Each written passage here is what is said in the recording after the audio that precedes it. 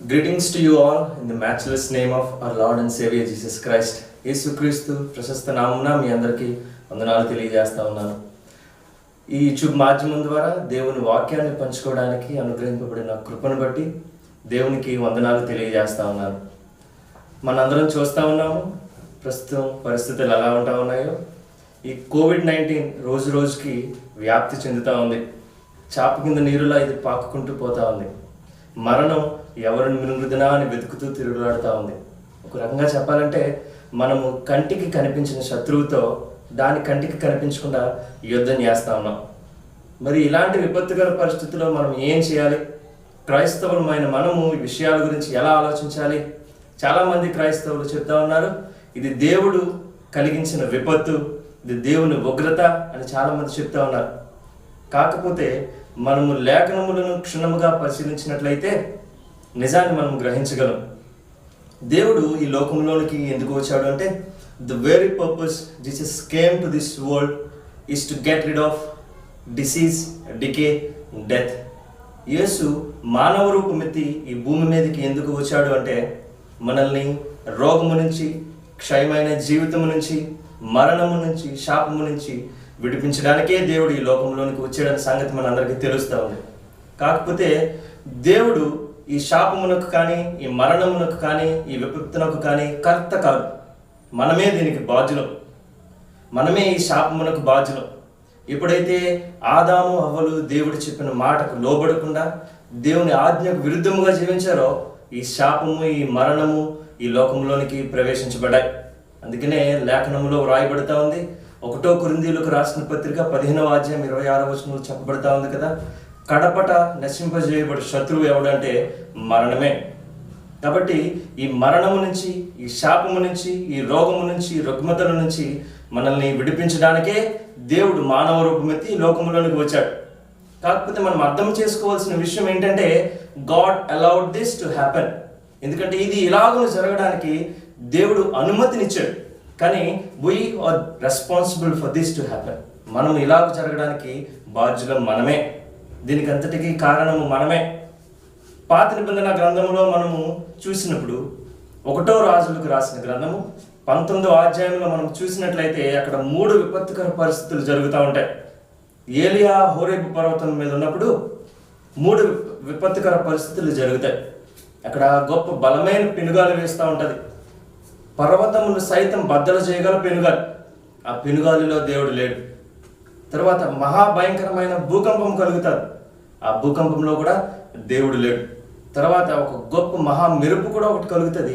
ఆ మెరుపులో కూడా దేవుడు ఉన్నాడు. కాకపోతే దేవుడు ఒక నిమ్మలమైన మిక్కిలి నెమ్మది స్వరంతో దేవుడు ఏలియాతో మాట్లాడుతూ ఉన్నాడు. ఇలాంటి విపత్తుకర పరిస్థితులు ఎందుకు జరుగుతూ ఉన్నాయంటే, పాపముతో నింపబడిన లోకంలో ఇలాంటి విపత్తులు, మరణాలు సంభవించడం సహజమే. దీనిలో ఒక భాగమే. ఎందుకంటే ఈ లోకంలో పాపమే నిండిపోతూ ఉంది కాబట్టి దానికి కారణమే విపత్తులు, లేకపోతే ఈ మరణాలు, ఇవన్నీ. కానీ దేవుడు దీనికంటే భిన్నముగా ఉన్నాడు. ఈ లోకంలో జరిగే ప్రతి మనిషికి దేవుడే కారణమవుతా ఉన్నాడు. ఆయనే జీవమునకు కర్త, పునరుద్ధానమునకు కూడా కర్త ఆయనే. కాబట్టి ఈ విపత్తుకర పరిస్థితుల్లో మనం చేయవలసింది ఏమిటి అంటే, దేవుని వాక్యాన్ని, దేవునికి అనుగుణమైన జీవితాన్ని జీవించడమే. దేవుడు నీతో నాతో తన మెల్లని నిమ్మలమైన స్వరముతో మాట్లాడడానికి సిద్ధంగా ఉన్నాడు. దేవుడు నిన్ను నన్ను ఆదరించడానికి సిద్ధంగా ఉన్నాడు. దేవుడు నిన్ను నన్ను ప్రేమించడానికి సిద్ధంగా ఉన్నాడు. దేవునితో మనం ఎక్కువ సమయం గడిపేవారుగా ఉండాలి. దేవుని వాక్యానికి మనం చోటిచ్చేవారుగా ఉండాలి. We shouldn't be the agents of కోవిడ్-19. మనము ఈ కరోనా వ్యాప్తి చెందడానికి ఎట్టి పరిస్థితుల్లోని కారణం అవ్వకూడదు. మనము దేవునికి ప్రార్థన చేసేవారుగా ఉండాలి. దేవునితో ఎక్కువ సమయం గడపడానికి ప్రయత్నం చేస్తూ ఉండాలి. ప్రభుత్వం కోసం ప్రార్థన చేయాలి, వైద్యుల కోసం ప్రార్థన చేయాలి. ఈ కరోనా నుంచి ఎప్పుడు మనము ఎలా విడిపించబడాలో, వ్యాక్సిన్ త్వరగా తయారు చేయబడడానికి వైద్యులకి తగిన జ్ఞానం అనుగ్రహింపబడాలని మనం ప్రార్థన చేయాలి. ప్రభుత్వం కూడా సరిగ్గా ప్రభుత్వం చేయడానికి ప్రభుత్వానికి తగిన జ్ఞానం అనుగ్రహింపబడాలని మనం ప్రార్థన చేయాలి. అలాగని చేయగలగడమే మనము నిజమైన క్రైస్తవులమని రుజువుపరుస్తూ ఉంటుంది. నిజమైన క్రైస్తవుడు ఎప్పుడు ఇలాంటి విపత్తుకర పరిస్థితులు వచ్చినప్పుడు భయపడడు. దేవునితో కలిసి సహవాసం చేయడానికి ఇష్టపడుతూ ఉంటాడు. ఎందుకంటే దేవుడు మనకి ఒక మంచి సమయాన్ని అనుగ్రహించాడు. ఇప్పటి వరకు మనము మన కోసము, మన కుటుంబం కోసము, మన సంఘం కోసము ప్రార్థన చేసి ఉంటాం. కాకపోతే దేవుడు మనకి ఇచ్చిన ఇది ఒక మంచి అవకాశం. మన రాష్ట్రం కోసము, మన దేశం కోసము, ప్రపంచం కోసము ప్రార్థన చేయడానికి ఇచ్చిన గొప్ప అవకాశం. ఈ అవకాశాన్ని మనం సద్వినియోగం చేసుకోవాలి. ప్రతి ఒక్కరి కోసం ప్రార్థన చేసేవారుగా ఉండాలి. దేవుని స్వరాన్ని వినడానికి ఎక్కువ ఆశ చూపుతూ ఉండాలి. ఎప్పుడైతే ఆలాపన చేస్తామో దేవుడు నీతో నాతో నిమ్మలమైన నెమ్మది స్వరంతో మాట్లాడడానికి సిద్ధంగా ఉన్నాడు.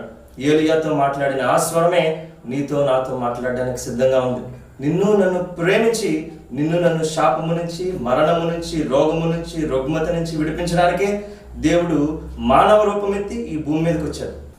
కాబట్టి ఇలాంటి విపత్కర పరిస్థితులు మనం ఏం చేయాలంటే పరిస్థితులకు భిన్నముగా ఆలోచించాలి. ఎందుకంటే మనం గ్రంథంలో చూసినప్పుడు, బైబిల్లో చూసినప్పుడు చాలామంది వ్యక్తుల ద్వారా దేవుడు మనతో ఎలాంటి విపత్కర పరిస్థితుల్లో ఎలాగ ప్రవర్తించాలో మనకు నేర్పిస్తూ ఉన్నాడు. మనం చూస్తూ ఉన్నప్పుడు నెహెమ్యా దగ్గరికి తన సహోదరులు వచ్చి యెరూషలేము గోడలు బ్రద్దలైపోయాయి, లేకపోతే పాడైపోయాయి అని చెప్తా ఉన్నప్పుడు నెహెమ్యా హృదయము కదిలించి వేయబడింది. నెహెమ్యా ఎంతో వేదన చెందాడు. నా పరిస్థితి బాగానే ఉంది కదా, నేను రాజుగారి దగ్గర చాలా సుఖంగా ఉన్నాను కదా, చాలా ప్రశాంతంగా ఉన్నాను కదా అని అక్కడ కేవలం అలా కూర్చోలేదు, కానీ ఎంతో బాధపడ్డాడు. తన ప్రజల కోసం, దేవుని పనిని జరిగించడానికి, దేవుని కోసం ఉపవాసం ఉండి, తన ప్రజల కోసము, యెరూషలేము గోడల కోసము ఉపవాసం ఉండి ఎన్నో రోజులు ప్రార్థన చేశాడు, దేవుని దగ్గర మొరపెట్టుకున్నాడు. ఇలాంటి విపత్తుకర పరిస్థితుల్లో కూడా మనం ఏం చేయాలంటే ఇంటి దగ్గర ఖాళీగా సమయం గడపడం కాదు, కానీ దేవుని దగ్గర మొరపెట్టుకోవాలి, దేవుని దగ్గర ఎక్కువ సమయం గడపాలి, పరిస్థితులకు భిన్నంగా ఆలోచించాలి. అలాగనే మనము దావీదు గొలియాత్ చూసినప్పుడు ఫిలిష్తీయుడు ఇశ్రాయేలీయుల్ని ఎదిరిస్తూ ఉంటాడు, బెదిరిస్తూ ఉంటాడు.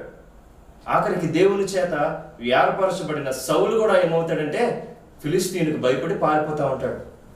కానీ దావీదు పరిస్థితులకు భిన్నముగా ఆలోచిస్తూ ఉంటాడు, గొలియాతును ఎదుర్కోవడానికి సిద్ధపడుతూ ఉంటాడు. మనము ఇలాంటి విపత్తుకర పరిస్థితుల్లో విపత్తును చూసి భయపడకూడదు, కానీ దానికంటే బలమైన దేవుని చూసి ధైర్యం పొందాలి. దేవుని కోసం మనము సిద్ధపడేవారుగా ఉండాలి. ఎక్కువ ప్రార్థనలో గడపడానికి సిద్ధంగా ఉండాలి.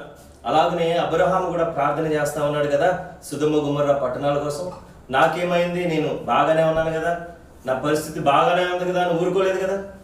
సొదొమ గొమొర్రా పట్టణాల కోసం ఎంతో ప్రార్థన చేస్తూ ఉన్నాడు.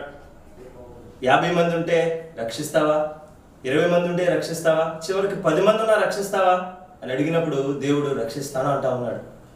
కాబట్టి ఇలాంటి విపత్తుకర పరిస్థితుల్లో మనం ఏం చేయాలంటే దేవునితో మంచి సంబంధం కలిగి ఉండాలి, దేవునితో కనెక్ట్ చేయబడాలి. అలాంటి సంబంధం కలిగి ఉన్నప్పుడే మనం ఏం చేస్తామంటే ఇలాంటి విపత్తుకర పరిస్థితుల్లో ఖాళీగా ఇంట్లో సమయం గడపం, దేవుని కోసం ప్రార్థన చేసేవారుగా ఉంటాం. ఎవరైతే విపత్తుకర పరిస్థితుల్లో బాధపడుతూ ఉన్నారో, ఎవరైతే కోవిడ్-19తో బాధపడుతూ ఉన్నారో వారందరి కోసం ప్రార్థన చేయడానికి సిద్ధపడుతూ ఉంటాం. ప్రార్థన చేయాల. ఇలాంటి విపత్తుకర పరిస్థితుల్లో పరిస్థితులకు భిన్నంగా ఆలోచించాలి మనం. ఎందుకంటే బలమైన దేవుడు నిన్ను నన్ను రక్షించడానికి, కాపాడడానికి, విడిపించడానికి, మరణము నుంచి, శాపము నుంచి, ఇలాంటి విపత్తుకర పరిస్థితుల నుంచి విడిపించడానికి దేవుడు సిద్ధంగా ఉన్నాడు. అందుకనే రాయబడుతూ ఉంది కదా కీర్తనలు 91వ అధ్యాయంలో, ఏ తెగులు నీ గుడారమున సమీపించదు, ఏ అపాయమును నీ ఎద్దుకు రాదని దేవుడు వాగ్దానం చేస్తా ఉన్నాడు. యెహోషువకు చేసిన వాగ్దానమే, నిబ్బరము కలిగి ధైర్యముగా ఉండు, భయపడకము అని వాగ్దానం చేసిన దేవుడు నీతో నాతో కూడా ఈరోజు వాగ్దానం చేస్తా ఉన్నాడు. ఏ తెగులును నీ గుడారమున సమీపించదు, ఏ అపాయమును నీ ఎద్దుకు రాదు, నిబ్బరము కలిగి ధైర్యముగా ఉండమని ప్రార్థన చేస్తా ఉన్నాడు. దేవునితో ఎప్పుడైతే మంచి సంబంధం కలిగి ఉంటామో ఇలాంటి విపత్తుకర పరిస్థితుల్లో మనము దేవునితో ఎక్కువ సమయం గడపడానికి ఇష్టపడుతూ ఉంటాం, దేవుని స్వరము వినడానికి ఇష్టపడుతూ ఉంటాం. ప్రార్థన చేద్దాం, దేవుని స్వరము విందాం. ఇలాంటి విపత్తుకర పరిస్థితుల నుంచి విడిపించబడడానికి ప్రార్థన చేద్దాం. అలాంటి కృప దేవుడు మనకు అందరికీ అనుగ్రహించును గాక. ఈ కొద్ది మాటలో దేవుడు దీవించును గాక. ఆమేన్.